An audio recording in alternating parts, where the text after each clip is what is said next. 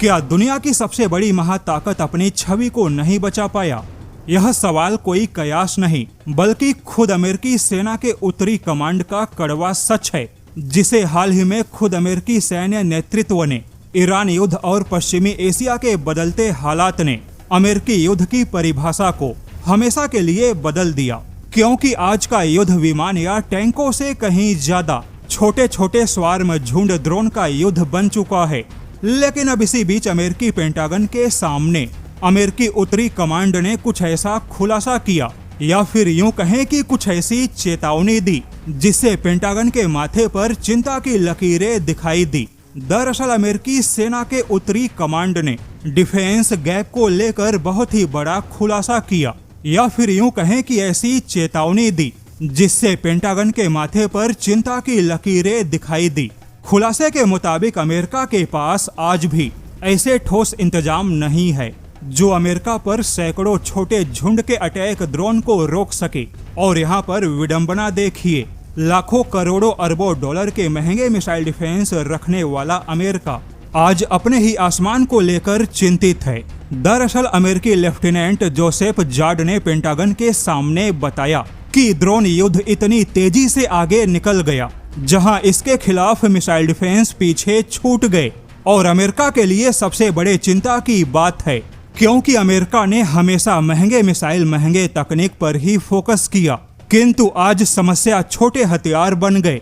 अब यहाँ पर अमेरिकी लेफ्टिनेंट ने सलाह दी है कि अमेरिकी डिफेंस कंपनियों का इंफ्रास्ट्रक्चर बहुत ही महंगा है। अमेरिकी कंपनियों ने अपने हथियारों के उत्पादन को बड़े हथियारों के हिसाब से डिजाइन किया।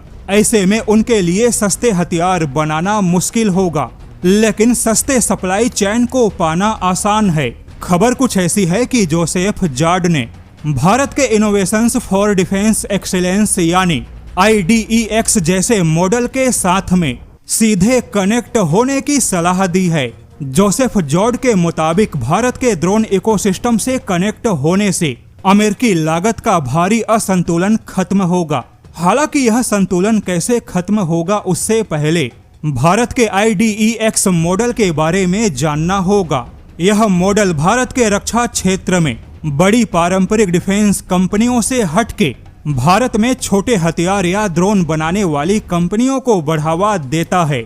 IDEX मॉडल का उद्देश्य है आधुनिक भारत में सस्ते किंतु अच्छे हथियारों का विकल्प खोजा जाए, और आज भारत में यह मॉडल बहुत ही ज्यादा मजबूत है। ऐसे में अमेरिकी लेफ्टिनेंट ने सलाह दी है कि बहुत ही बड़े और बहुत ही छोटे हथियारों के बीच का जो गैप यानी अंतर है, उस अंतर को पाटने में भारत के अलावा कोई और मजबूत विकल्प नहीं होगा।